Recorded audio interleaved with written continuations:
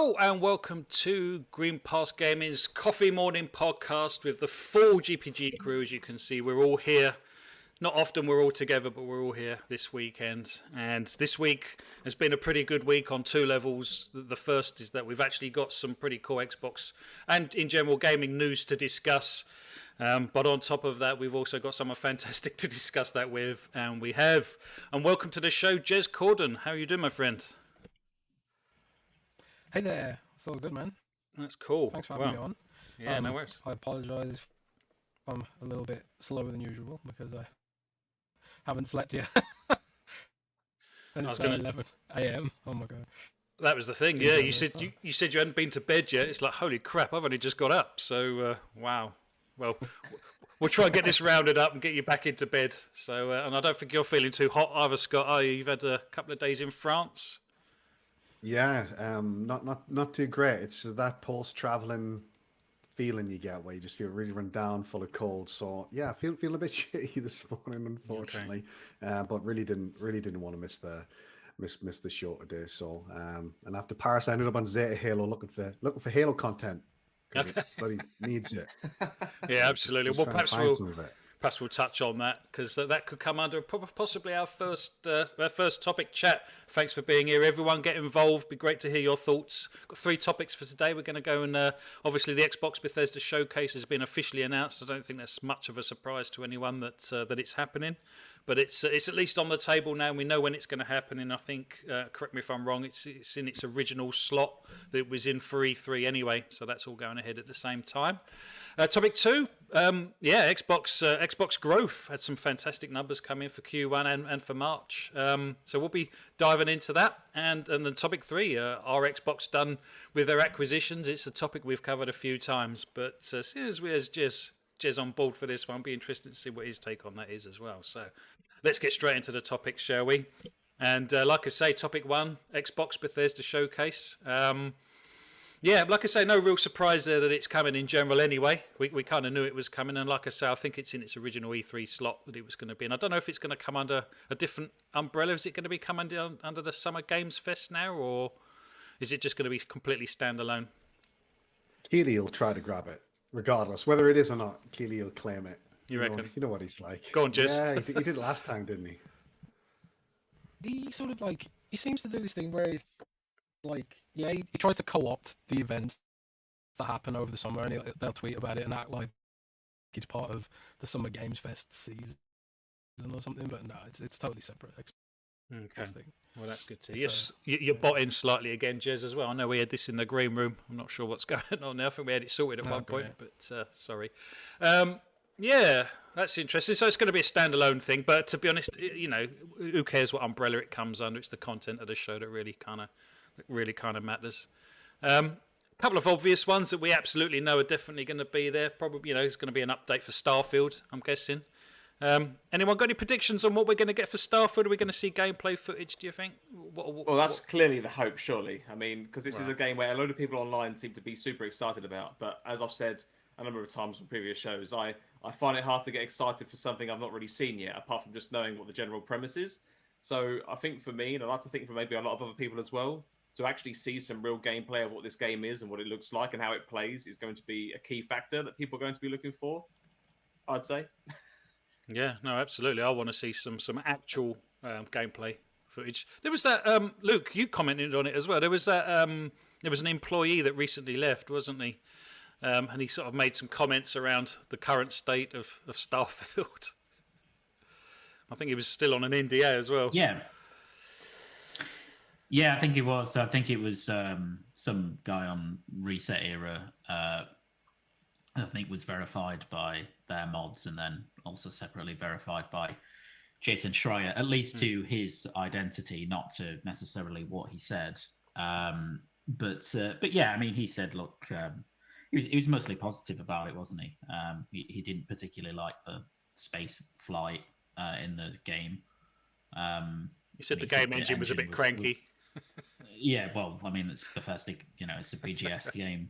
If it wasn't cranky, that would be quite strange, wouldn't it? So, so I think, I mean, he seemed mostly positive apart from those things. So and yeah, he quickly took the post down. Seemed to seemed to realise that the Bethesda ninjas were after him.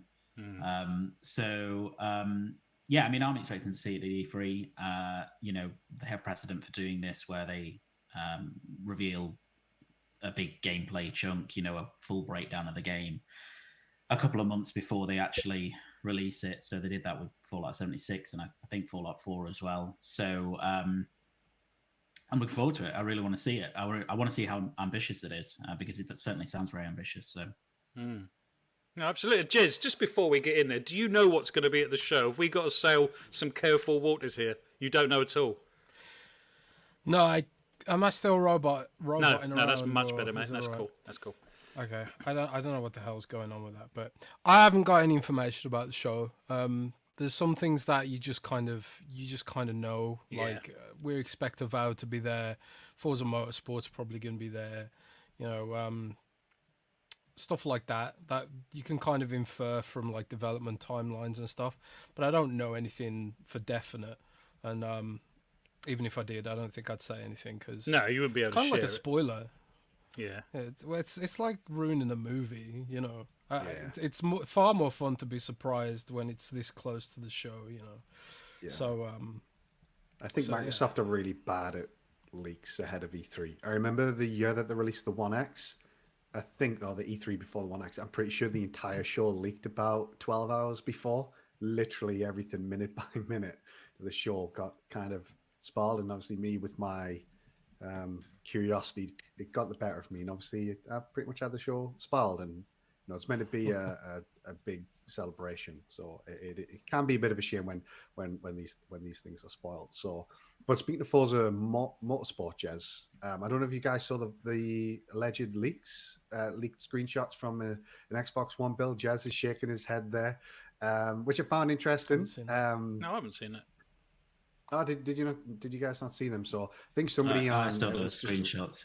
Yeah, I think some guy on the Gaming Leaks and Rumors subreddit was like, look, don't want people saying it's the next gen only game. Here are some screenshots from an Xbox One build from last July or something, which is obviously a while back. So, but that was a little bit surprising. But I think everyone's still of the belief that it's going to be an next gen only game. I'd be very surprised if Forza Motorsport was. I think lots of people were surprised it didn't launch with that because Turn 10 are very good at showcasing kind of what hardware is capable of, and things like Motorsport make a great launch title as well, don't they? But so how did the screenshots look? Just out of interest, did they look pretty good? they were just typical shitty screenshots. Oh, didn't really show much, to be honest. I wouldn't look like much from the screenshots. If you remember the Redfall screenshots that leaked, which were clearly very whip, work in progress. Yeah. They were very much like that. Okay. There are development builds for Forza Motorsport knocking around. Oh, okay. There's some like influencers who've played it, I believe. So, I'm hearing good things. Well, while we're on Forza Motorsport, not only am I hoping to get obviously some more information around it, surely we're going to get a release date as well, aren't we? Even if it's holiday this year, surely. Yeah, I think they'll drop a launch window if they announce that it's coming this year for sure. Yeah. I would say. Yeah, no, that's fair. There's no idea at the moment.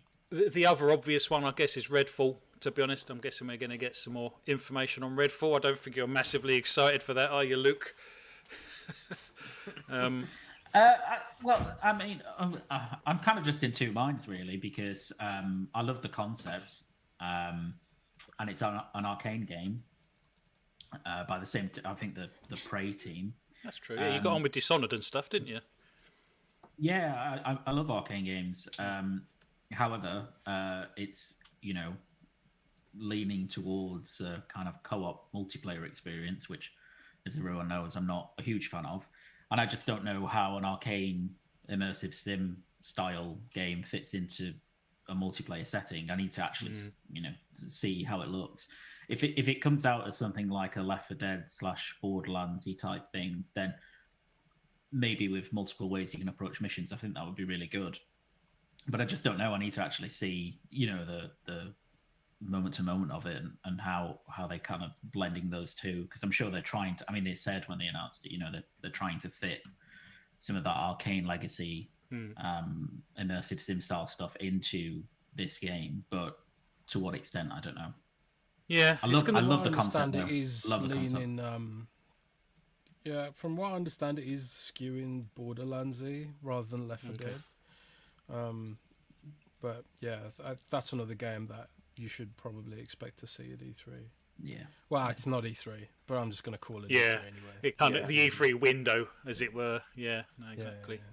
Pucks, we've had some comments come in, actually. Where are we with the comments, mate? Yeah, I got one here from Stubbs, who actually has a question for Jez, asking, do you expect to see Coalition Studios at all during the showcase? What, Gears 6, you mean, or something else? I would assume so. I would assume something else. Something else. I think it's was it Jeff Grubb this week? Apologies, I know the question was for Jez, but it was Jeff Grubb just this week mentioned the Coalition are working on something before. Yeah, Gears that was what I was 6, going to say. I think I haven't got any information personally, but all I know is that they're working on something that isn't Gears, and they're also working on Gears 6. Okay. I think it was Jeff Grubb who said this week that they're gonna show off a new game that's don't direct quote me on this because I haven't heard exactly what he said. Someone DM me about it, but Jeff Grubb said something along the lines of they've got a smaller game in development that's sort of, it's almost like a test run for learning Unreal Engine 5. I think, okay. before they go into full production on Gears 6. So there's going to be, I think that's highly likely we'll see something from the Coalition at E3. That's interesting because they did that UE5 demo, didn't they? So I'm wondering if what we saw in the demo could be something to do with their new project on some level. Don't know. A Matrix game, maybe. Something. Could be. Yeah, interesting. Well, that'd be pretty cool. I hope that answers your question, Stubbs, to some degree. What else have we got, Pucks? Yeah, another one here from BMG who says, hope they show Indiana Jones gameplay. So, of course, it's a game that's just kind of been said and gone, hasn't it? Kind of, we heard about it, went, oh, is it like a competitor to Lara Croft / Uncharted kind of thing? And then it fell off the radar, we never heard from it again. So, yeah, I think we're quite interested to see some gameplay for this, assuming it's still a thing in some description rather than just a whip on a table, whatever it was, the teaser picture. Another thing is Xbox aren't too scared at showing games that are still quite a long way out, as we've already seen with some of their titles. So I don't know how far out Indiana Jones. Who's making it? I can't remember what studio we're working on that. Machine Games. Machine Games. Yeah. Yeah, no, that would be an interesting one to see if that's there. I don't know. How far out do we think Indiana Jones is? Is that a long way out, do we think? Is that a next year title? Holiday next year, maybe? Or I felt like it was quite a long way away when they announced it, quite early stuff. But I could be wrong on that, but that's the feeling I got. Is that because of the lack of what we saw when they did announce it? Or to some extent, yeah. But also, I don't know where Machine Games are in terms of their development of whatever. I'm assuming they have something else in development that they will release before that. So, yeah, it felt like a bit like the original Elder Scrolls 6 announcement to me, which was here's kind of what we're working on longer term. And again, could be wrong. They might be, more advanced than I think, but it didn't feel very soon. Flash a teaser on the screen and just leave it there for a bit. Yeah, I kind of got similar vibes from the Max Payne recent announcement, which is like when they announced it was kind of the ink's dry, so we can announce it, but it's still very early. But I know a few people speculated because the movie's due. Is it next year? It's like summer 2023, I think, for the movie. So I think some people maybe speculated that it might be somehow tied into that, but I think it's maybe a little ways off, and I think maybe there are other projects being widely speculated to be Wolfenstein, another Wolfenstein game that's been rumored for some time now. So I think we'll see something from Machine Games at the showcase. I would probably think it'll be maybe their Wolfenstein project rather than Indiana Jones personally. Okay, no, that's a fair point. Yeah, I mean, to be honest, obviously it's an Xbox and Bethesda showcase, so they're wrapping it all into one. I'm guessing at some point in the future that they might split it out? I think, Jez, you mentioned this on the Xbox 2 at some point, whether there's actually going to be one show going forwards or several, particularly when Activision's on board, or if Activision's on board at some point in the future. It's going to be a huge lineup, isn't it? The show's going to be quite long if they try and do it all under one umbrella, I guess. I think they'll adapt and evolve how they do it over time. If there's 1 year where they've just got way too much stuff, I could see them splitting it out. But at least in the short term, they want to make sure people know that these games are associated with the Xbox brand, especially if, like, for example, they do announce Indiana Jones is going to be Xbox exclusive on console. Maybe. I mean, that's certainly possible. That could be a thing. They want that on the Xbox stage, but yeah, that's true. when they get Activision Blizzard on board. Sorry, go on. Well, no, I guess they could always do like an Xbox stroke Bethesda showcase. They could do an Xbox stroke Activision showcase, and always throw some sort of Xbox, first party stuff in there, or just the Xbox stuff rather than the Activision and Bethesda type publishing arm of it, but just to keep it under the Xbox branding, like you say. Yeah, I think it's just about, like, I think it depends more on whether the game is of particular benefit for the Xbox sort of messaging. Like, if it's if they announce, for example, Call of Duty is going to be day one in Game Pass from now on, obviously that'll be on the Xbox stage. But then, like, Blizzard's always had its own show in BlizzCon, and I don't think Xbox would want to stop that, even though it's sort of stopped anyway because of COVID. I'm pretty sure, like, if Microsoft gets Blizzard in the end, they'll definitely want to bring that back. Yeah. But we'll just have to wait and see. I don't think they'll stick to a single particular format. I think they'll just evolve and change. They've got lots of options, sometimes haven't Minecraft is at Xbox. Yeah, they're like, sometimes Minecraft is at Xbox's E3, and then sometimes it ain't. Sometimes it's on its own show. It just depends. Like, what's going on at the time, I guess. Like I say, it'd be interesting to see how they handle all of these IPs and stuff going forward. They're going to have so much IP and games launching that it's going to be interesting to see how they handle that. Pucks, I'm conscious we wasn't caught up with the chat either. Where did we get to? That's right, I got a few more things saved. Stubbs Gaming earlier said, I can't see Forza Motorsport this year. They have Starfield for the end of the year, but a reveal might happen, as we've already just kind of mentioned. I don't think that's going to be a problem for them, is it? They can launch two big games within a few months of each. I mean, they're very different games, aren't they? I don't think that would particularly be a problem. I think the only thing that would stop... They launched Halo and Forza Horizon. Yeah, exactly. Yeah.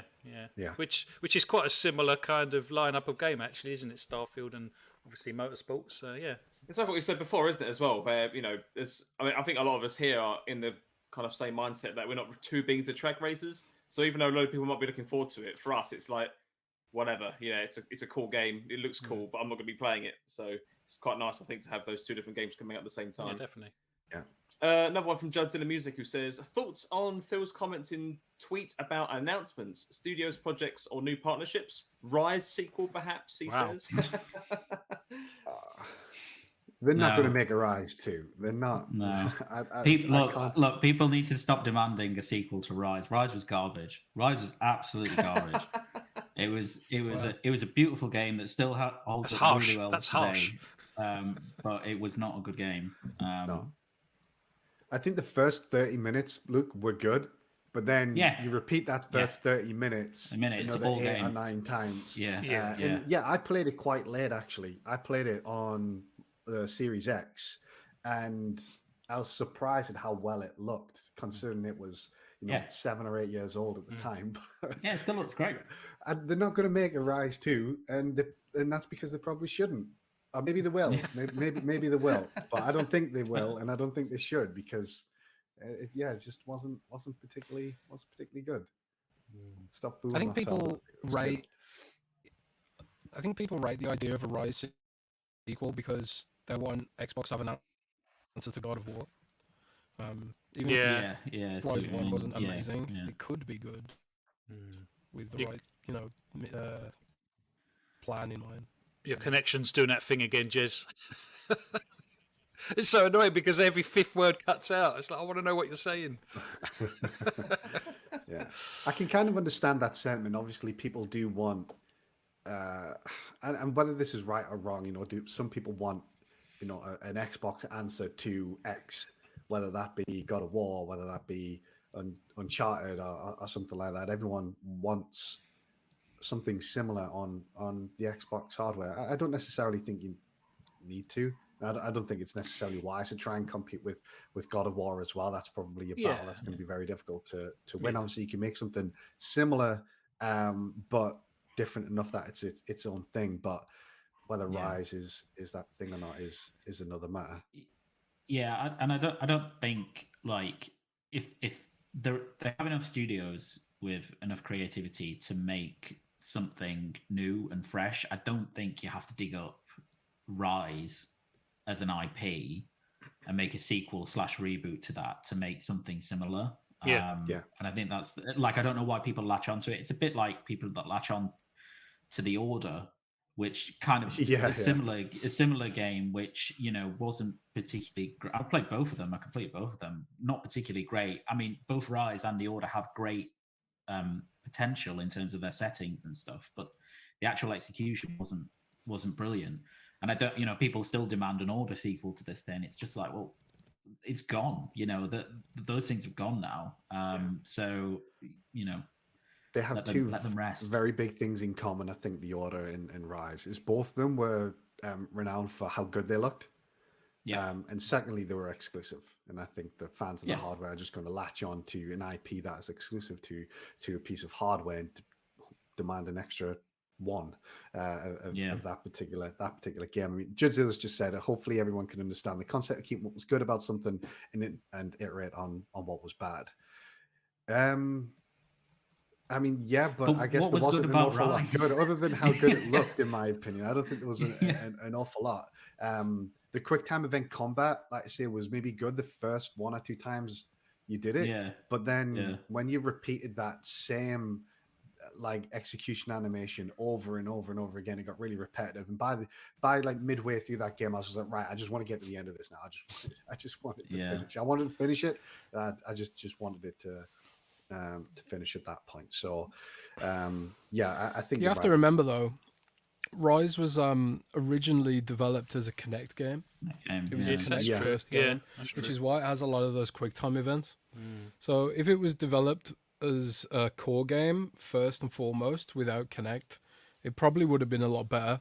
I think what they arrived with in the end, considering what they'd started with, is pretty damn good. But yeah.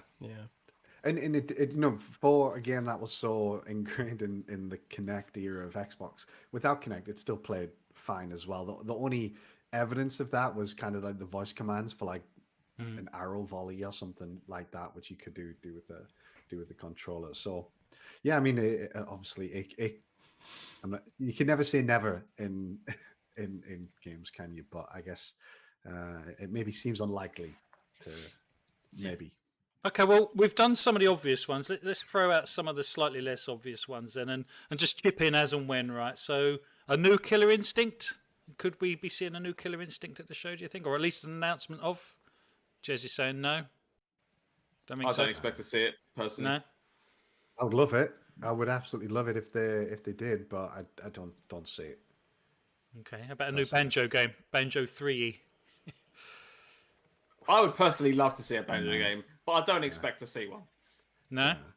At least not this year, perhaps. But there's got to be some. There's got to be some surprises, though. There's got to be something there that we just cannot predict at this moment, surely. Yeah, but if that was Banjo, would you be that surprised?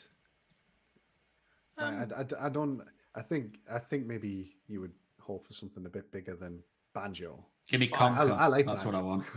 I don't know. Conker. I don't know. No, I think Banjo's a fan favourite. I think that would tick many boxes for them, wouldn't it? I think that would sort of satisfy many fans, perhaps on some level. But I think the pleasing thing about it as well. They'd also get a lot of attention from the Nintendo crowd. Okay. Yeah. I was just saying they get a lot of attention from the Nintendo crowd if they did do Banjo. Yeah. Like when they announced Banjo for Smash Brothers, Twitter almost crashed. Yeah. You know, it was crazy. So I do think they want to get a Banjo at some point, but it's about having the right pitch, the right team. Do they have a team to make a Banjo game right now? Probably not. I think it's one of them. They want to do it, but they don't have a studio. I think the same with Killer Instinct. They want to do it, But is there a studio at Xbox that can make a fighting game? Probably not. No. Like we heard like vague rumors that maybe they'd pitched something to the Soul Calibur team or something like that to look at it, but I don't know for sure if that's going to happen. Do you think I mean, we'll who get to could hear do a what? Banjo game? Well, Rare. I think Rare could do it, couldn't they? Nah, they won't. Yeah. They won't. They've You don't think they expressed no interest in going back to any of their IPs. Yeah, but that's the thing. I mean, they've they explicitly said they could do it, but what are they up to? Are they still on Everwild? What? I mean, I think they're too busy trying to reboot Everwild. Yeah, well, they Internally could do. reboot it. Yeah, the point is they could do it, I guess technically, but they've explicitly said they do not want to go back to any of their old IPs. They just want to make new stuff. So you know what? Yeah. And also Rare as it exists today is very different to the Rare that existed back when they were developing these games. True point. So, I know some people have speculated that maybe Double Fine could be that's a true. team to do, but I don't see that personally either. I don't think Tim Schafer would be necessarily interested in using someone else's IP. I think they'll want to create something new. As far as I remember, I don't even think he wanted to necessarily do Psychonauts 2 because he didn't want to do another game in that franchise, and that's why there was such a long period between one and two. So yeah, it's like who does it? Who does a Banjo game? There's no one really that does 3D platformers within Xbox. Bethesda. The only one that kind of makes sense is like someone like Toys for Bob. Possibly once the acquisition goes through, maybe they could be interested in that. But obviously, that would require them being pulled off Call of Duty, which they're on at the moment. So that could make sense. But I think obviously we're not going to hear about that for a number of years if it does come to anything. I think it'll be 2 or 3 years down the line. Well, while we're on Double Fine, do you think there's any Psychonauts DLC inbound or anything that we might get to see? I don't think so. I don't see No, anything. you don't think so? You think that's a done deal? Done. Yeah. Really? Yeah. Wow. Yeah. That's interesting. I'll tick that off my list then. Fable. I mean, it was a great game. I loved it. But yeah. Let's talk about Fable. Any more on Fable, do you think? Playground? I would love it to be there. That's probably my most anticipated Xbox Game Studios game that we know of at the moment, at least. But it does seem maybe a little soon, and that's maybe my concern. Is some of these games maybe are a little far out. That if we do see something this E3, is it going to be substantial? Is it going to be a gameplay demo, or is it just going to be another CG trailer or something very quick? And I'd rather they held off showing that until they had something substantial to show. Fair point. I don't think that game's going to come out at the earliest until the end of next year, maybe later.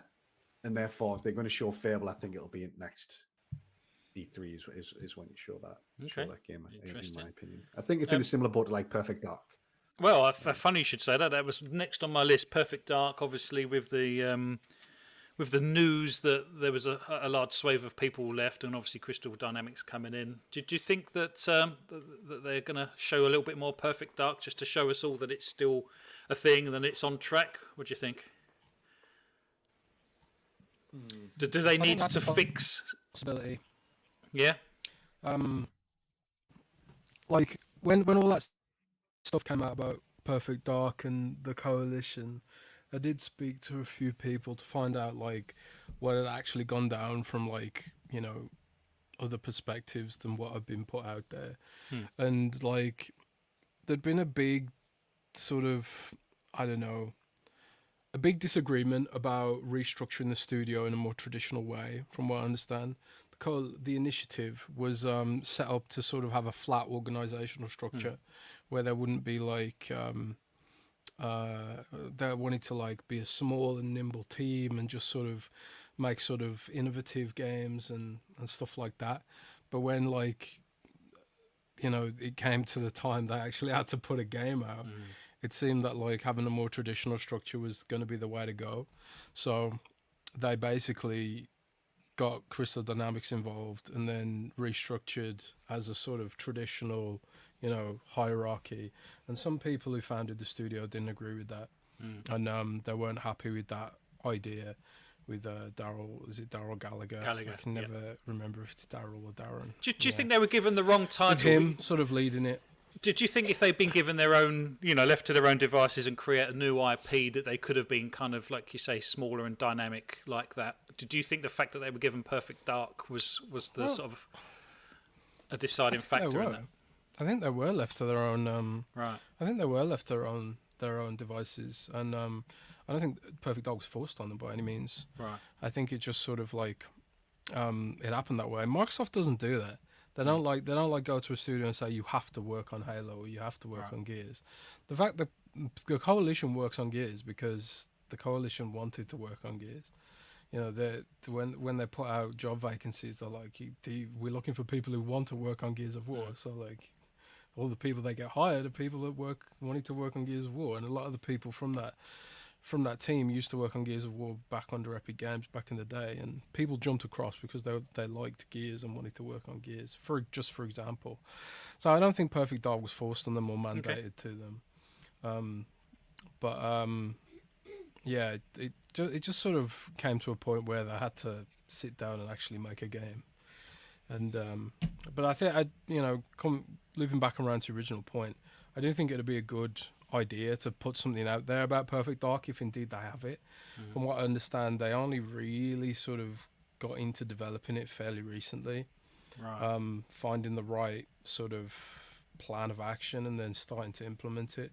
So it could be a good couple of years before we see Perfect Dark, frankly. But I don't know, maybe they'll show something off, some sort of concept or something. I don't know. It's a bit worrying. The problem with game development is they're everything's so hush hush and secret, and we don't really get much transparency out of the industry. So people fill in the gaps in their knowledge with fear and anxiety sometimes, I think. Well, Microsoft do this thing where they kind of like leave a flyer on the table for us to just kind of look at, as in the terms of a CGI trailer and stuff, and just walk off and just leave us with it for months, if not years. It's like, do you know what I mean?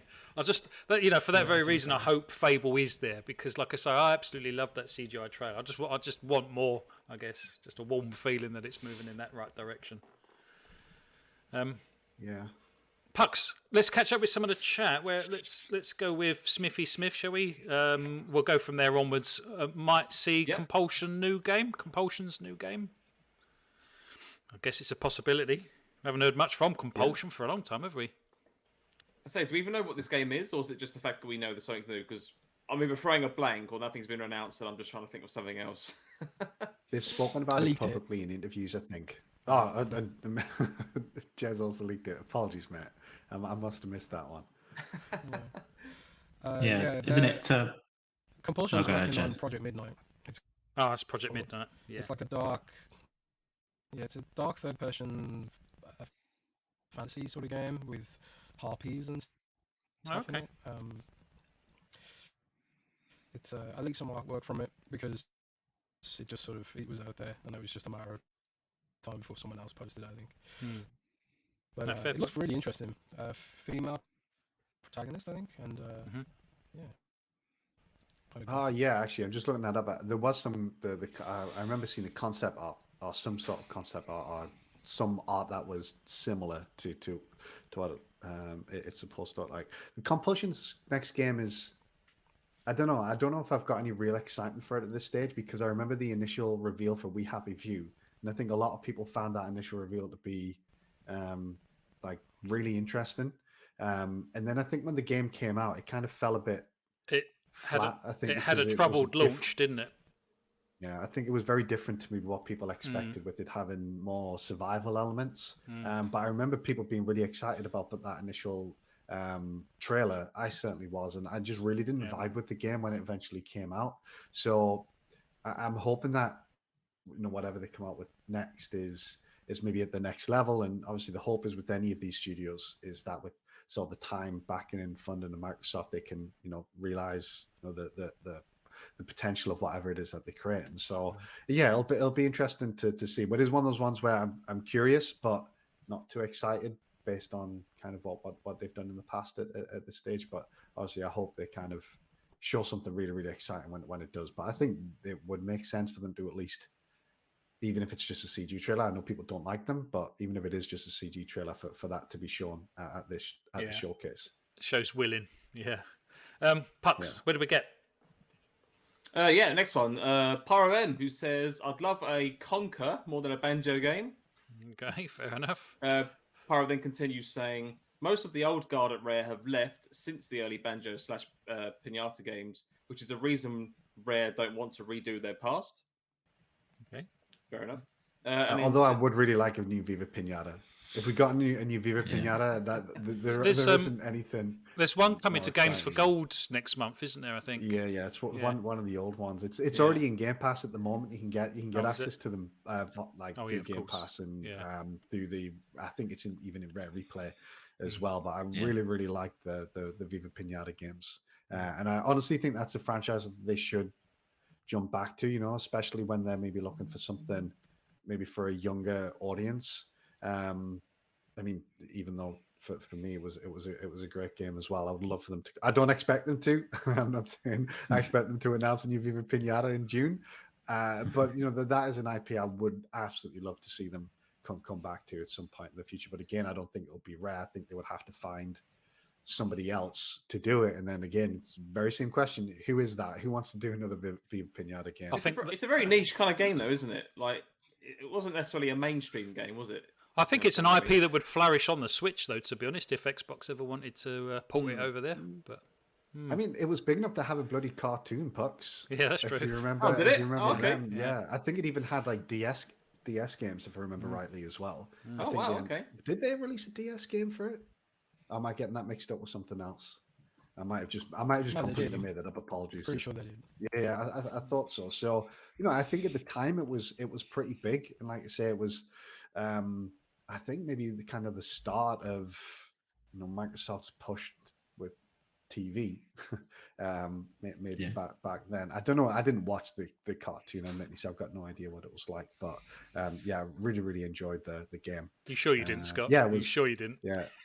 Honestly, I didn't. It's got a box set. Pocket Paradise, Viva Pinata Pocket Paradise. Yeah, it was on the DS. Came out in 2008. Yeah, so it's been a long time since a Viva Pinata game.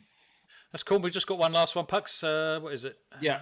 So Darren says, if some of these bangers do not start appearing by 2023 as promised, I think maybe Microsoft need to look at their hands-off approach to some studios. What does he mean by as promised? Well, that's true. None of it's been promised, is it? I guess. Yeah, I'm assuming that's expecting a release date or expecting these games to be released by some time in 2023 is how I interpret it. But I don't think Microsoft have ever said by 2023. I don't think there's nothing that's necessarily, you think of the games that I might be referring to, Fable, Perfect Dark, Avowed, games like that. They've not put dates on any. No, there's no dates on the table whatsoever. To my knowledge. But I don't think that's a bad comment or anything, though, because I do get it, because some of these games were announced, 2 years ago? Year and a half ago? So I suppose, in a way, you'd kind of expect that kind of time frame. Like, if you had a game announced 2 years ago, and you're not going to be seeing most of the content until, say, 5 years from now, it's like, well, what's the point? That's way too early to announce something, surely. Yeah, I mean, I do get that, Pucks, but I'm always of the opinion I'd rather know what they were working on, and I'd rather they announced it when they wanted. If it's coming in 2024, if they announce it in 2020 or 2023, it doesn't matter. It's still coming out in 2024. I don't necessarily mind. I'm very much of the. I don't necessarily get this whole you need a 6-month announcement to release window. Like, I understand why people think that, where they don't want to have to wait too long, but at the same time, it's like, what does it matter? Like, it's going to come out when it comes out. No, I agree. I'd rather know what they're working on. I think some of it's Xbox showboating as well, to be honest, because don't forget, they've had to live up to the whole Xbox has no games mantra for the whole of the Xbox One generation, and all of a sudden they've got so many IPs that I just think they want stuff out there to convince gamers that we've got stuff coming. We do have games. Yeah. Unfortunately, like you say, some of them are quite a long way off, but I think it's just sticking it on the table for gamers to sort of go, oh, okay, Xbox do have games, that kind of thing. Perhaps I'm being a bit fanboyish about it, but I think that was kind of, they needed to get something out there to say, actually, we do have games, and these are what they are. No, I completely agree with what Scott's saying. I'm not necessarily saying that games need to have a fixed window, but if every major game that they've announced so far is sometime in the distant future, I think that's what's going to eventually tick some people off, because at some point people are going to want to see these things. You know, if it takes too long, then something else will come along, and you know, potentially steal people's attention away. Like people may stop caring about it if you leave it too long. But it depends on the IP. I disagree. I think once the flow starts, and I don't think we're really there yet with the Xbox first party IPs. Once the flow starts, you won't have time to lick your wounds about Fable still isn't here yet, because you'll be playing Starfield, you'll be playing Motorsport, you'll be playing Red. Do you know what I mean? That's true. Yeah. But only if you're into those games, though. That's the other caveat, isn't it? Like, yeah. If I guess that applies to anything, though, isn't it? You know, that's true. If Nintendo have a game coming out next month, well, it only matters to you if you're into Splatoon or if you're into Xenoblade or whatever. The same applies to all. I guess the idea is that there'll be enough variety in those games, which I think they absolutely have. If you look at everything that's been announced and rumored, they've got, I think, quite a lot of variety in there, that there is going to be something for everybody fairly regularly. Maybe not every game that they release is going to be for you, but I certainly think there's going to be enough variety. But yeah, it's just an interesting thing where it's kind of like, I don't know, I sometimes compare it to movies, where Marvel will often put a timeline out like years and years out. You know what's coming when that changes at times, and I'm not involved in that community anyway, so maybe everyone kicks up a stink in the movie industry about announcing movies too early. I don't know, but I just like to know what's coming, and also it helps them control the message. I mean, Jez just mentioned it there with Project Midnight. He released that information because, well, someone was going to do it eventually. At least if they announce it early, they can control that message in some capacity. They can give an idea of what to expect via a CG trailer, maybe announce a name. They don't have to put a timeline on it like they've done with a lot of these announcement trailers.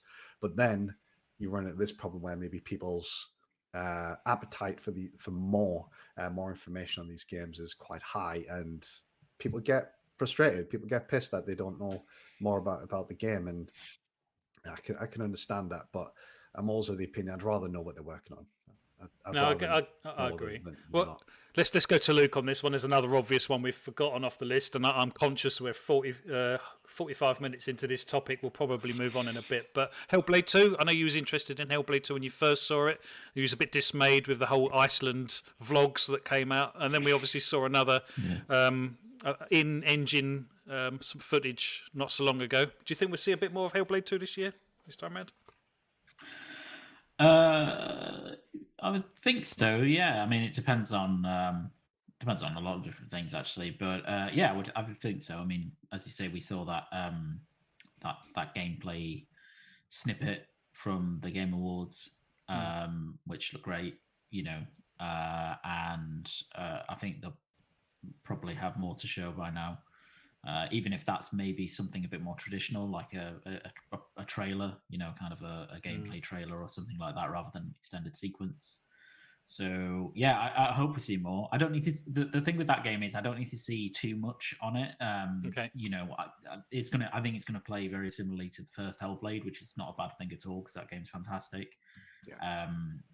And now we've already seen some gameplay, which, you know, looks great. So yeah, I'd like to see more, but I'm not, you know, going to be disappointed if we don't, because at least we've seen something from it.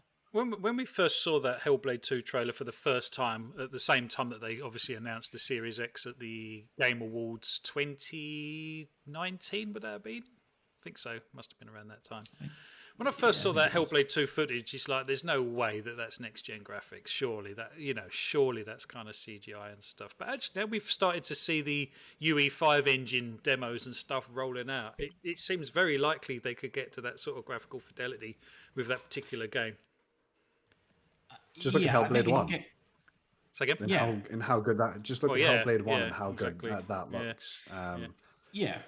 And I think, you know, I mean, from that initial kind of engine demonstration sort of thing that they showed, I don't think what they showed in gameplay is quite that level, at least in terms of the facial stuff going on, because I think it'd be incredibly unlikely, and I said at the time, that they'd be able to match that.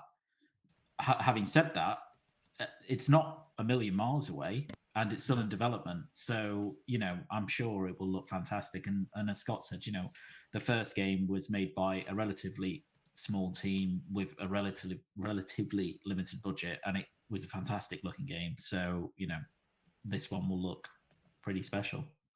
But it does look pretty special. We've seen it. Yeah, no, exactly. I'm expecting a Deathloop trailer and release date. That's kind of likely, isn't it? Do you think? I don't know. Yeah, because that game might be one where they actually can't say anything until the jig is up about it. Really? You know, in terms of the exclusivity thing. So I don't know if that will play into when that actually is announced, because it may just one day drop on Twitter. You know, Deathloop's coming X date to Game Pass. Here's a new trailer. You know, Deathloop Game of the Year edition. I don't know, something like that. Yeah. They could almost shadow drop the game, couldn't they? Yeah, they could. And after the amount of times I've seen Deathloop in Sony conferences / state of plays, I would be happy if I never ever saw anything from Deathloop ever again. Right, okay, fair enough. So yeah, preferably not. If I think like don't take time out of the conference to do Deathloop if it's there, or if you do, just do a brief thing, because it doesn't need to be a big furore. I think it might be. I can just imagine a quick 10-second sort of CGI bit with just a date at the end, perhaps come in, November, whatever. But when did it launch on PS5? What was that November? September. Is it September? Oh, okay. So anytime September onwards, we could be expecting that inbound. I mean, that's assuming that it's only a 1-year exclusive deal. I don't think they've ever, probably because they can't have said that, but we know that Sony, with say Forspoken, have gone for 2-year exclusivity on some of their games. So everyone's making the assumption that it's a 1-year exclusive deal. I don't know if they've actually said it or whether it's been on any trailers. I know on a few of the early trailers they actually said cannot appear on other consoles until X date. But yeah, it might be one of those things like Luke says, where we can't actually know until that time is up. So it might not be till September till we hear it. But I'm also with Luke. I remember watching those PlayStation conferences, and the game looked really interesting, but it was like it was getting shoved down my throat that much that I was like, okay, I like the look, but this is maybe a bit too much. But also Bethesda have been criticized for not marketing these games in the past, these types of games, I think, and maybe this is a reaction to it. You can't have it both ways, can you? So yeah, I guess not. Well, perhaps we'll round this one up here. I will just rattle off what else was on my list. State of Decay 3, the next Wolfenstein game, we kind of touched on that. Elder Scrolls 6, I don't think we're going to see anything Elder Scrolls 6, are we, whatsoever? No. The Battle Royale for Halo, anything announced around that, do you reckon, just quickly? I think that's got a good chance. I mean, Jez, you obviously leaked the Creative Assembly stuff. Do you think that shows up in June? Certain Affinity. Yeah, I think. Yeah. If they, Did I it think again. there's a high chance that we'll see the Battle Royale in June. I do think so. Yeah. Okay. Well, that's I cool. mean, they've got to dispel this narrative about Halo not having any content, and and sort of putting a launch date and building up some excitement around Halo couldn't hurt, I think. Yeah, I'd love to see some campaign DLC. I don't think they'll announce both at the same show. Maybe they hold off. I think the expectation is there'll be some additional story content at some point.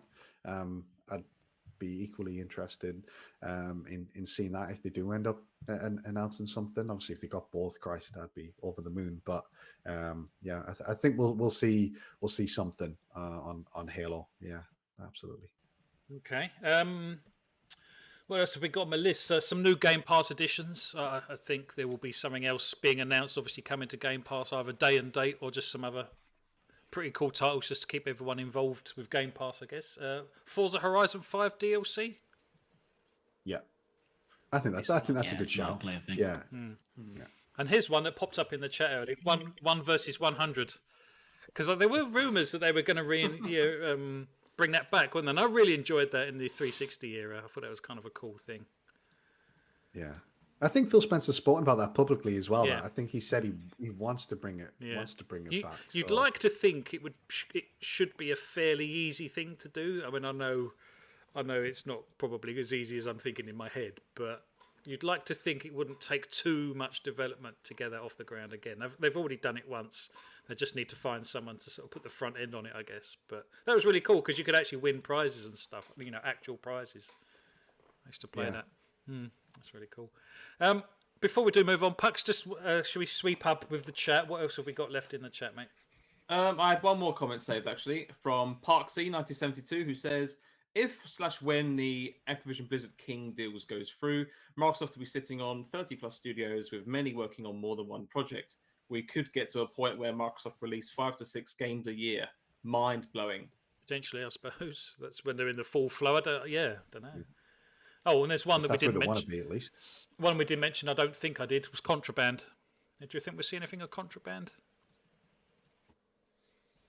I think we get a launch date for Contraband. Oh, you reckon? Yeah.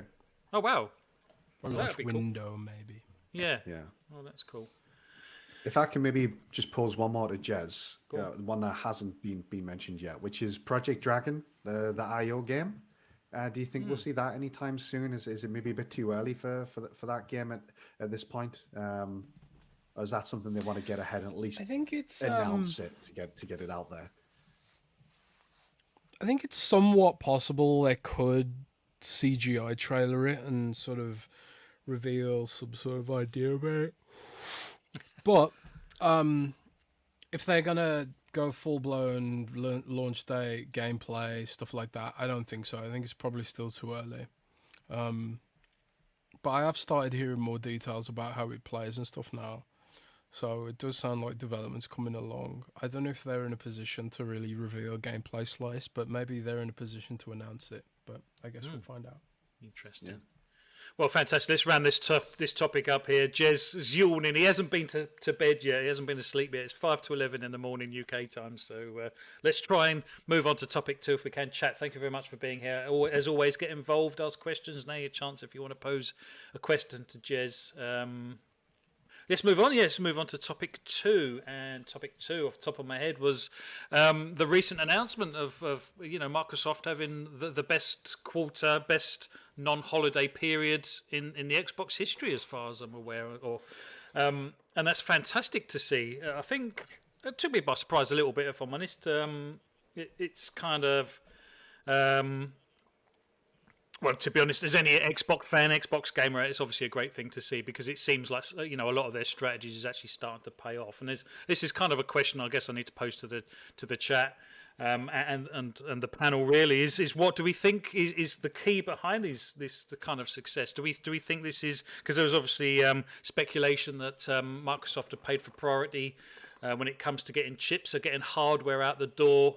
There's probably more Series X on the shelves than there are PS5s. They're obviously their direct competition. But it wasn't just hardware sales that had increased; it was software sales and services as well. What do we think this is down to? Do you think people are starting to sort of swing back to the Xbox brand, perhaps from the 360 era? Is Xbox is the momentum Xbox have rolling? Enough to be enticing all of these people back in, do you think? Because we've just spoken about the Xbox Showcase and we didn't even really get to the bottom of the list of all of the games that we could have mentioned, which is just a fantastic place to be, all of which will be going into Game Pass. I mean, it's a fantastic place to be at the moment. What do you put this growth expansion down to predominantly? Is it just an Xbox thing in general, or is there a specific thing that they're getting right? I'm wondering myself if it's a large part of it was the Activision deal, putting a massive spotlight on Microsoft, kind of saying, oh my God, all of this stuff's coming to this service called Game Pass. Because I know, because we're deep in the Xbox ecosystem and have been for a long time, obviously we know and love what Game Pass is all about. But I think, Flap, you and I, we've definitely experienced it when you might be talking to other gamers, close friends, or whatever, when you who maybe haven't got a current console or anything like that, and you say, oh, there's this thing called Game Pass, and they go, oh, what's that then? There's still a load of people out there who don't know what it is. And I'd like to think, in a way, that maybe the Activision deal has, again, put in the spotlight on Microsoft. Perhaps people have then gone, no, what's this Game Pass thing they're saying it's all going to come to? And then, oh, right, it's like this Netflix type thing that I can just pay a monthly subscription for and save a load of money. Perhaps. So I'm wondering if that spotlight has potentially made a lot of people go, actually, there's a lot of future potential here if this is what the direction they're going in, and maybe I want to pick up an Xbox rather than a PlayStation. Perhaps. I think on that point, Pox, I don't necessarily think it's making that decision of Xbox or PlayStation. I think the Series S is probably a big part of it as well, which is it's not just one or the other now. I think for a lot of people, it's both. And I think the cheaper entry price for the Series S gives people, an easier route into the ecosystem. Obviously, hardware availability was a big part of it. I think they said that hardware sales were up year on year by about 15 to 20%, something like that, which is obviously a significant amount. Whether that's down to they've got some sort of agreement with AMD that obviously give them some sort of priority on the chips to allow them to produce more consoles, I guess we'll probably never know. But it's obvious they've been able to get more hardware out there, which, when PlayStation 5s are so hard to come across, maybe some people are making that decision where, well, actually, I can't get this, so I'm going to go for the other one, especially with the momentum that Xbox has got and the popularity of Game Pass, which I think was cited as one of the reasons that their content and services revenue was up. I think they said they'd seen growth in Game Pass as well, which is no surprise. Yeah, but I think we're maybe getting past the point for a lot of people where it's one or the other. I think the Series S in particular makes a really compelling argument for having both. So people who already have a PlayStation 5 or intend to get a PlayStation 5 can also jump in a Series S. I don't know how popular Xbox All Access is, but obviously they've kind of introduced these other methods of getting into the ecosystem as well to basically make that barrier for entry as insignificant as possible. And I think it's just a combination of all those. They've been pushing on All Access a little bit more on YouTube, haven't they, with a few shorts and stuff on there. Have they? I've genuinely not seen it. I remember it being big, pushed quite big at the initial release, but I can't recall seeing it too much since then, to be perfectly honest. Well, Jez, I mean, it seems like the plan's paying off, and then we've obviously got Phil at the helm, and with Satya's full backing, I mean, I'm guessing this is exactly what they wanted at the time. That growth can only continue, surely. Yeah, I mean, it's like you said, it's a combination of different things at this point. They've got like the Xbox All Access. They've got a lot of positive sentiment from, Bethesda and acquiring Activision, and a lot of people are interested in the value being offered with Game Pass and also the Series S and stuff like that. I think like people compare it to the Xbox 360 era, but I think like the era of being loyal to any sort of one platform is probably over. I think like younger gamers and stuff, they don't really think about console platforms as the sort of central to their gaming identity anymore. Because there's just so much competition from all the different platforms, and free to play has kind of changed the game a lot for some of this stuff. So that being said, it certainly doesn't hurt amongst our sort of age group who has potentially disposable income, which is for Microsoft and Sony potentially more important customers. Obviously, you want to rope people in at a younger age because they'll go on to be adults with disposable income. But a lot of emphasis is placed on the people our age who can just buy these consoles outright. But it's Phil always says that there's no single sort of there's no single sort of winning formula point of attack when it comes to this stuff. Yeah, he always talks about having an array of business models, and because people always say to him like, are you eventually going to just only put games in Game Pass and stuff? And Phil's always like, no, we're not going to do that. We're going to have a plurality of business models, and because that's ultimately how Microsoft found a lot of success recently. Microsoft has such a diverse business model, like when it comes to all the different things that they do, and it's like no single thing will kill their business. Like if when Apple announces iPhone sales are down, the investors panic because Apple's entire business is iPhone basically. They are trying to diversify a bit now, but like look at Netflix's share price. Like when Netflix announced that they lost subscribers, they lost like billions and billions of dollars off their market cap because their entire business is that single KPI, which is key performance indicator, which is subscribers. And that's not a smart way to build a business. This is to have a single source of revenue and whatever. And like even Netflix is trying to diversify. They put like some games into Netflix, but it's going to end up being too little too late.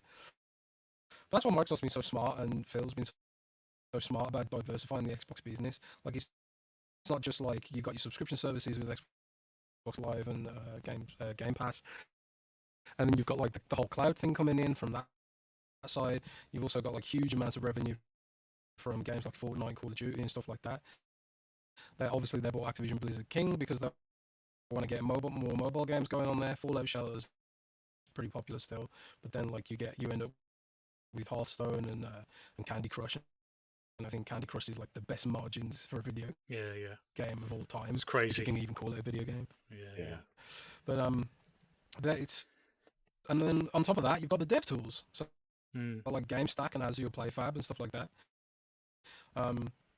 They've just built a really successful business model, and for the longest time there was no one at Xbox or no one at Microsoft who was passionate enough about this stuff to get some of this stuff through the corporate sort of environment that Microsoft exists in. Phil has been that sort of passionate voice, but also the smart voice to sort of build a business that even non-gamers at Microsoft find compelling. Because Microsoft's all about cloud and developers at the end of the day. And when Phil's like, let us do this gaming stuff and we'll bring you a huge amount of developers and huge amount of business-to-business application, then that's what gets Satya and Nadella excited, and that's what lets persuades them to open their checkbook and buy Activision Blizzard King, because they can be like, well, we get all these games onto Azure. That's gonna hurt our competitors basically. That's why Minecraft moved from Amazon to Azure a couple of years ago. So it's there's a huge amount of different ways that they're growing, and it's just awesome to see it all being executed now. Well, and to be honest, and the net result of that, Luke, I mean, like Jez was saying, it seemed from the beginning Phil had a plan, and the plan seems to be sort of lateral expansion rather than just focusing on the console or focusing on the games. Like I said, there's been a lateral expansion of Game Pass, and like you say, other routes into their consoles. Perhaps console sales isn't necessarily their particular end goal. They want subscribers into their servers. That's fine, but obviously Xbox at the same time still helps that. And not only have they got the most powerful console, next stroke now gen console, they've also got the cheapest next stroke now gen console. They've really tackled this from many different angles, and this is really starting to snowball, isn't it? I think the growth of this is going to continue, and it's great to see kind of Phil's plan come to fruition. Is there anything that can slow them down at this point? What can the competition do to try and sort of steal some of the thunder back? Or is it like Jez says, people aren't really brand loyal anymore. They'll just go with where they think the deal is. I mean, they're not going to slow down. If anything, I could see them accelerating over the next few years as their bigger, more and more games come out. Game Pass value increases. I think maybe 15 years ago, both the heads of PlayStation and Xbox were in this very kind of mercantilist mindset of, well, every move that we need to do is designed to take customers away from the competition. I don't think we're in that era anymore, and I don't think the heads of either company see it like that. They're competing, really for time and money across multiple different mediums, different products, and I don't think the competition. So Sony, let's say Sony directly, I don't think they're looking at, well, what do we need to do to stay afoot with Microsoft or vice versa. I just think they're looking to expand as much as they can, because they realize that there's no finite gaming audience out there. That market is absolutely huge, and there's a great deal of it that's still untapped. I think Microsoft are just looking at it and saying, well, I think as Jez rightly said, and as other people have said, the console space is just one part of the gaming market. There's a lot more out there that you could branch into. And obviously Microsoft tackling that through subscriptions, and Sony have been doing it to some extent, in terms of their subscription stuff, but also they're kind of very tentative, well, not tentative anymore, but their footsteps into the PC audience and all that kind of stuff, right? So I think that Microsoft just needs to keep doing what they're doing, which is keep making Game Pass great value, keep getting consoles on shelves, start rolling out their first party games more consistently, which they will do. And I think conversely, Sony are just kind of doing the same thing, right? They just need to get consoles on shelves and keep releasing first party games, and trying to add value in other ways to their platform and their services. So. It's a great time to be kind of a multi-platform gamer in particular. It's probably the best I've ever experienced it, because there's just so much good stuff, out there, so much value all the time, so many great experiences, and it's great that Microsoft are being successful in their gaming stuff again, because it just means that there is. Whilst there's not, I wouldn't say a direct competition between the two, it is something that pushes both businesses to try and kind of have that one-upmanship and keep delivering value. So it's great for everyone, and I'm really pleased that they're doing well. Yeah, I can't imagine Spartacus being on our doorstep for PlayStation without Game Pass existing and things like that. Like you say, they're constantly inching forwards to just the betterment of ourselves, really. Like I say, gamers are the winners at the end of the day with this kind of stuff. So that's really cool to see. And like you say, Phil Spencer, he's obviously gone into that ballroom, stuck his balls on the table and said, I need 70 million for Activision. And you can imagine, that's quite the vision flap, isn't it? It's quite a ballsy thing to do. I know I'm using that phrase quite a lot, but it's like, wow, but when you realise you've got the backing of an absolute monster of an organisation, and you can actually go and do these things, and that not only that you are actually starting to see the dividends of making these huge moves and manoeuvres. It's quite exciting because, like you say, the sky's the limit. What's next? If they're going to spend 70 billion on Activision and that all pays off and it's all good and it's making tons of money like they assumed it would, is 70 billion the ceiling all of a sudden, or is it more than that? Yeah, I guess there will probably be a limit. I think. If Microsoft try to acquire maybe another publisher of that size or similar, maybe at that point there's questions regarding, whether that's fair in that space. Perhaps we can hold that thought, Scott, because that is actually the topic 3. Perhaps we'll come on to that in a sec. I'm just conscious we've got a comment, Pucks. What are we doing with the comments? I've got 2 in particular. Well, I've got 3. Excuse me, got 3, I guess. First one coming from Pyro M. So this is a bit earlier regarding different console sales. So pretty sure Sony had a chip priority paid for the first 18 months of the PS5 production line, June 2020 to December 2021. But as usual, to fanboys, it's only a problem when Microsoft do it. I think I take that. I think I've seen anyone have a problem though, Pucks. Have you? I've not seen anyone kicking off saying, "Oh, Microsoft paid all this money for whatever." I've not seen anyone.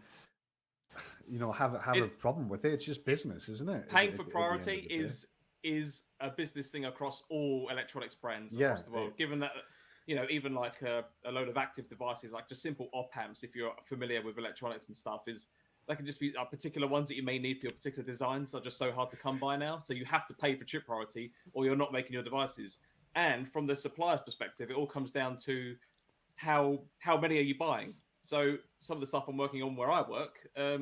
We're looking at things that maybe in the tens because it's low yield, it's low volume. But then if you compare what we're doing where I am to like someone like Samsung, who's making millions of devices a day, they get priority because they're going to pay more money in the long run for the devices. So it's all standard practice, really. But I think we all see fanboyism online. I've not seen fanboyism regarding chip priority much. It wouldn't surprise me, but to be honest, because some of the comments are ridiculous, but still, it would be. Yeah. I'd be surprised. Another comment here from Parksy who says, "Just wait till later on in the year when more next-gen multi-plat games get launched and people can't still pick up a PS5. Those Xbox Series S's will fly off the shelves faster than ever." It's interesting he's picked up on the Xbox Series S's flying off the shelf. I'm guessing that people. The thought behind that is people would have a PS5 as their sort of main console and perhaps a Series S as their second console, perhaps. But I have seen that sentiment a number of times online. I think especially when it first got announced, people saying, "Oh, I'll get a PS5 and my Series S will just be my second one." It's like, well, sure, I guess. Yeah, but if Where's your boat? that's Phil Spencer's and Microsoft's strategy, by Christ, does it seem to be working? Yeah, definitely. Final one again from Parksy, who says, "Brand loyalty is more for the hardcore gamer. The casual is governed more by cost and where their friends play." Yeah, 100%. I think Right, that's really good point. So, and Pucks, you actually missed probably the most important question there from Wandering Dutch. Oh, yes, I specifically did. for Sorry. Jez. Jez, I don't know how you feel about this, but Dutch wants you to pick. He says you can only have one: beans or mayo. which is it? Oh man, I'd rather have beans, but I Yeah. can't eat beans anymore because I got some weird stomach issue. Oh, Really? So, I mean, it's mayo by default. I miss then, beans, guess. man. beans good for the heart. Yeah, I can't eat bread and mushrooms and yeah, Oh, that's man. going. all sorts of random foods I can't eat anymore. But, Definitely beans for me. Beans on toast is just Yeah. killer, man. Beans on Yeah. toast with grated cheese. It's so Oh, God, good. yeah. It's a staple of British cuisine, that isn't Yeah, it? Beans on absolutely. toast. So, Well, let's come on to the last topic. Like I say, let's get Jez underway because he still hasn't got to bed yet. So we'll try not to drag this one out. But yeah, Xbox, are they not done by? And like I say, we've had some conversations around obviously the Activision deal. I know there was a job posting. I should have dug it out. Actually, I know there was a job posting that has kind of reinvigorated the fact that Xbox could still potentially be on a buying spree, despite still not closing out on the $70 billion deal with Activision yet. In fact, we'll come to you, Luke, a resident lawyer. That can talk us through these things. I believe there was a stage gate that was met in the process in the form of the shareholders voting to go ahead, I believe.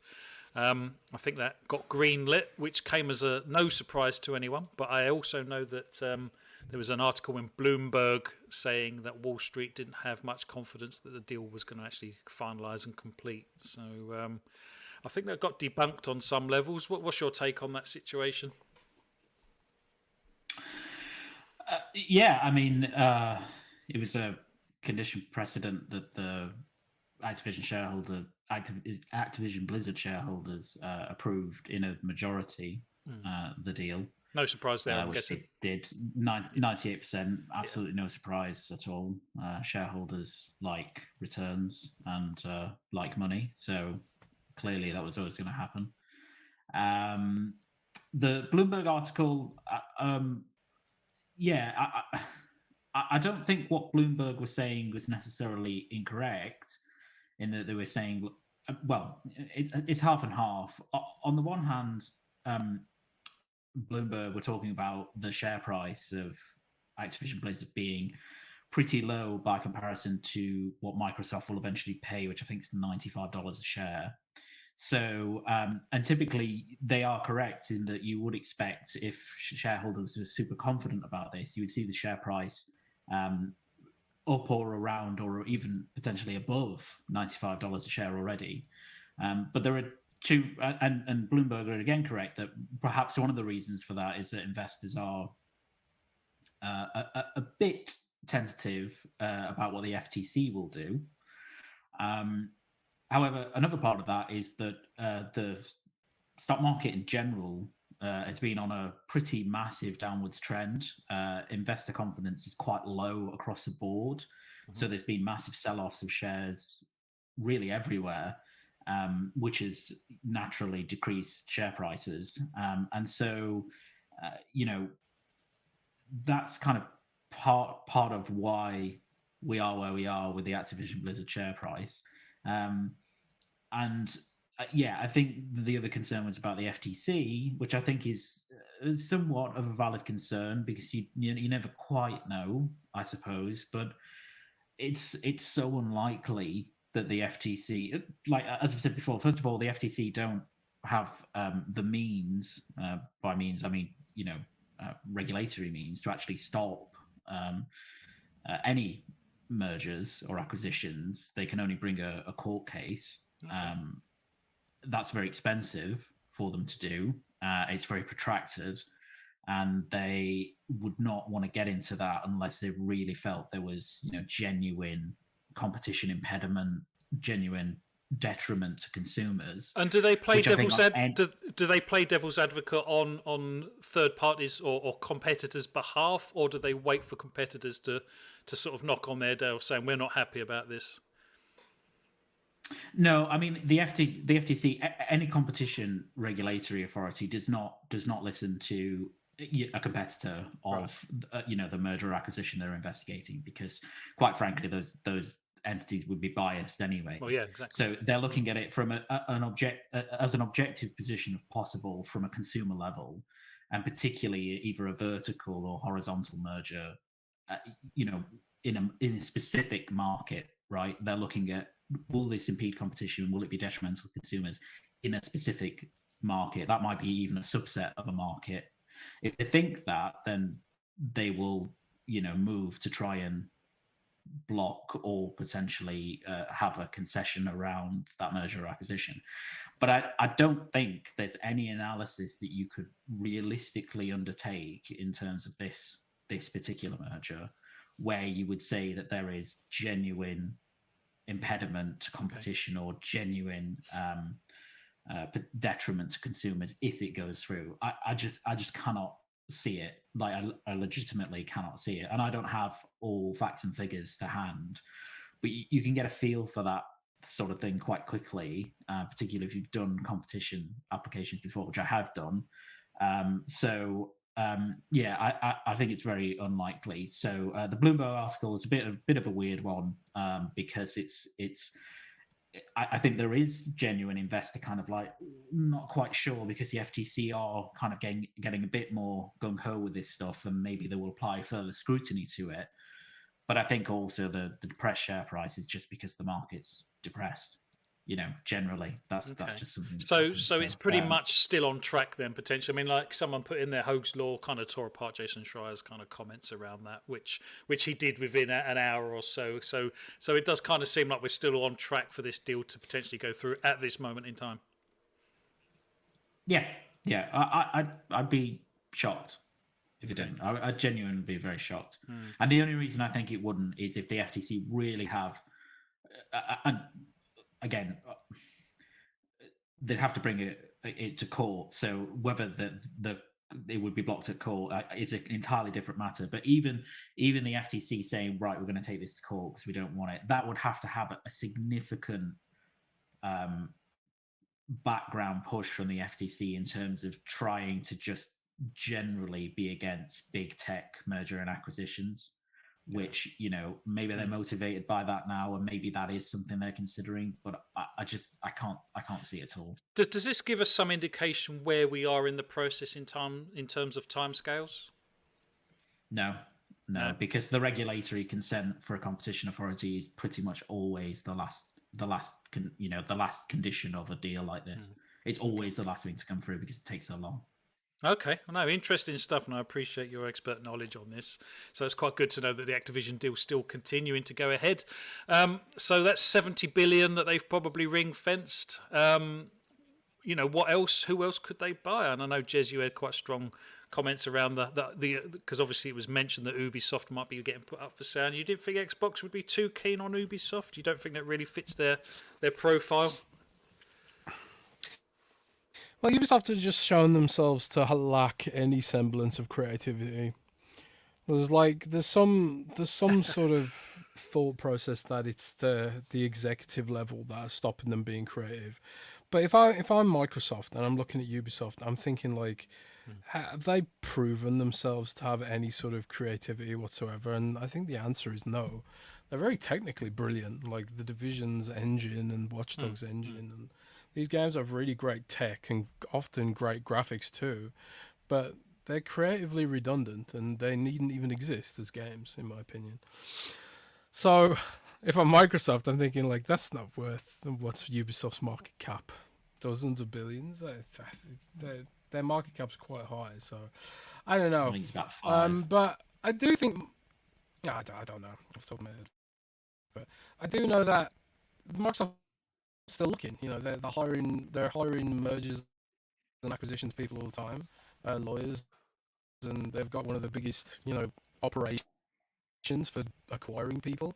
And because of the way inflation is. They want to get rid of that money. They want to invest that money into assets rather than let it just wallow in the bank while inflation is like the worst it's been for 30 years or whatever. So yeah, they're definitely looking at what studios to buy next, and obviously there's some obvious candidates. I think IO Interactive, certain affinity, maybe buy Crystal Dynamics from Square Enix. That's interesting. Asobo? Yeah, maybe Asobo. You know, it's I think, you know, they're not done. They're not done. They're not going to stop. They're not going to wind down the acquisitions train. As soon as Activision Blizzard's cleared, they're going to be right in acquiring more studios. I wouldn't be surprised if they've already got some lined up. Well, yeah, exactly. And, as soon as the Activision Blizzard thing goes through, they'll be like a couple of weeks later. By the way, now we've acquired these independent indie studios, which don't necessarily need as much regulatory oversight. So yeah, they're not done. They're not done by any. No, well, to be honest, I think like they're going to be looking at PC and mobile a lot. Oh, you reckon? Grow next. Oh, that's interesting. Well, they've already got some of that under their belt already, kind of with the Activision deal and Bethesda on some level, haven't they? Some of the sort of the mobile side of things. But Scott, the Warner Brothers side of things continues to not die. Still on the table, do you think? Because like Jez says, let's call Ubisoft kind of creatively bankrupt almost. Probably not the same. Can't really be said for the Warner Brothers side of things. So, do you think that's probably more tempting for Microsoft or Xbox? Maybe. I guess there's because as we spoke about franchises earlier, like Killer Instinct and Banjo, where they don't have studios that could possibly work on those franchises, and there are a couple within those studios that they could. It's probably worth mentioning that this came from Imran Khan on Twitter, where he kind of just said, "Look, I don't have confirmation, so I'm not going to write about it. But look, I've heard this," and then he basically listed about 10 different potentially interested studios or companies, who might be interested in purchase. And I'm sure Microsoft will be interested. The interesting thing is the whole licensing of the IP, and I'm curious as to whether Microsoft would be interested in buying a studio and then licensing the IP, because maybe there's the potential of a headache in the future. What is one of their studios without the IP, and if they only have, say, the Batman IP for X number of years, what happens after that? I guess the Mortal Kombat IP is one that they could potentially just outright purchase. It's not tied to, well, I guess it does have movies, but it's not sort of born from a movie franchise. So maybe they could go ahead and purchase the studio behind Mortal Kombat, and then they've got a studio for Killer Instinct. What's the name of the studio behind Lego? The Lego games again? Traveler's Tales. Traveler's Tales. Traveler's Tales, yeah. Obviously, that could be a studio that would be great for those platformer type games as well. But again, do you get that studio who's worked on essentially licensed Lego games and not have them work on licensed Lego games? I don't know. It'd be interesting to. I'm sure they would at the very least look at it. I can't see them just outright buying all of them. Maybe they would look at try to buy them piecemeal. But yeah, I'm not too sure, because I just think the licensing complicates that an awful lot, which I think maybe Microsoft would think, no, maybe we'll look elsewhere. I think the same might be said for someone like Sony.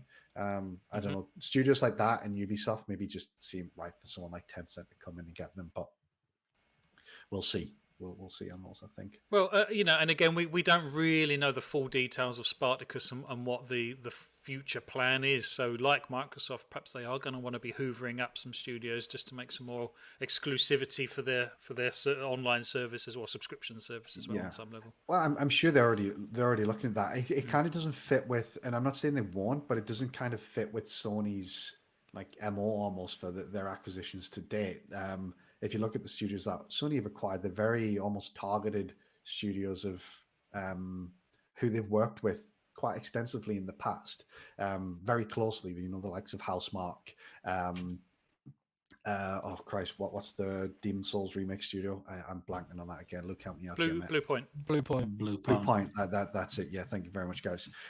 These are studios that they've got history with. Same with Insomniac. So would they be interested in again? But I don't know. They've obviously worked with Marvel on licensing Spider-Man, and that's worked out pretty damn well for Sony. So maybe they wouldn't have too much of an issue with it because they've got that experience. But yeah, I see Sony continuing their acquisition spree as well, but I think they will be more targeted, for lack of a better phrase. I think acquisitions outside of that. So that's really cool. Well, Pucks, lots of people in the chat saying they can't believe Microsoft haven't already bought a Sobo, and it would make absolute sense if they was to drop that. Probably in the June the 12th showcase, I would not be surprised in the slightest. They've done obviously fantastic work on Flight Sim. So what other comments have we got? Well, I've got one here regarding the Asobo. One here from Darren in the chat who said that I thought Asobo did not want to be bought. Oh, everyone's available for a price, Pucks. Yeah, everyone's got their price. True. Yeah. I'm just reading out the comment, but apparently they made it clear in the past that they didn't want to be bought. But yeah, you're right. If you give people enough money, they will they will budge. The only other extra comment I have saved is from Parksy, but I think we've potentially covered this already. But it says, Jez, what's your percentage of the deal going through now? I know you were skeptical, whereas Rand was more optimistic. But I don't know if Luke covered it off. I think now the shareholders approved it so overwhelmingly, 98%. There's pretty much no legal grounds to block this. Like, they will be screwing thousands of shareholders out of the only chance to get their money back. Because if this doesn't go through, Kotick's going to run the company into the ground. He doesn't have a clue what he's doing with it. And shareholders will be really, really pissed if this gets blocked. I think the 98% vote gives them such a strong mandate to sell, coupled with the fact that they'll still be third on global revenue, coupled with the fact that Tencent is the biggest and also a foreign competitor. It would be a remarkable act of self-harm if the American government stopped its American tech companies competing globally with a Chinese tech company. So I think the chance of this failing are pretty slim overall. So I'm I'm up at 85% that it goes through at this point, maybe 90%. Yeah, I remember you being almost 50-50 at some point in the past. Listening to the Xbox 2 podcast, Jez, I think so. Yeah, I think that's interesting. If the shareholders hadn't approved it so overwhelmingly, if it went through by 60% or something, I think that would have created some sort of mandate for the ideological argument to stop it from happening. But when it's 98%, what argument can even the most sort of bad faith arguments take at this point? There's no legal reason to block this, so I don't know. Yeah. Oh, well, we've got one final question, and we'll probably round up the show now, Pucks. And I will let you ask the question. It's another one for Jez. Yeah, this comes from Boxenberger, who says, question for Jez. I know he likes mayo on fries, just like me, but has he ever had or have ever tried mayo with grilled sausages? Yes, actually. Yeah. Yeah, I often have mayo with sausages in England. Mayo on Have you ever fries tried is Mayo goes French with mayo? everything, man. Oh. Yeah. Have you guys tried, It Jez, have goes you with tried everything. French mayo? Huh? Have you tried French mayo? What's the difference? You need to try it. It's infinitely better than British mayo. It's kind of it's more like a garlic, like aioli type thing. It's honestly, it's very nice. Yeah. My French A bunch colleagues of people keep introduced telling me it to try me once. aioli. Yeah, you should do. You should do. I'm actually going to ask Jez a question. I know BMG isn't in the chat, but I'll ask another sort of food/drink related question for BMG for when he listens back, which is Jez, do you like Foster's? Do you know what Foster's I don't really is? drink beer. It's beer, right? Yeah, I was Okay, going to say, yeah, it's lager. But obviously living in Germany, I can't imagine I Foster's drink is served spirits, in man. Germany. It probably is. I only drink spirits, man. I can't drink beer. I really can't. I don't know. I can't stand the taste of it. So I only like drink spirits, really. He's a shorts man. He likes his shorts. Fantastic. Well, thank you. Hopefully that's all of the food stroke drink related questions that we've managed to burn through. I've had an absolute blast on this one. Thank you, Jez, for being here.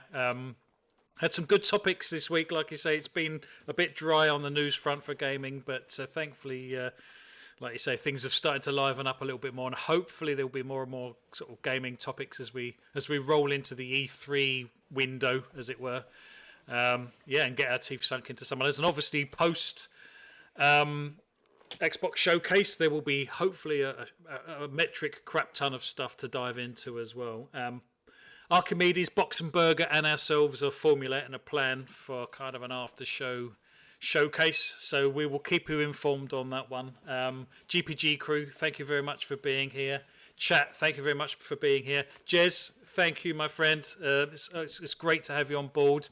We will let you get back to your well-earned sleep. He hasn't even been to bed yet, everyone, so that's fantastic. Thank you, everyone, for tuning in. Thank you so much. Yeah, no worries, man. It's been an absolute pleasure. Hope you've had a good time.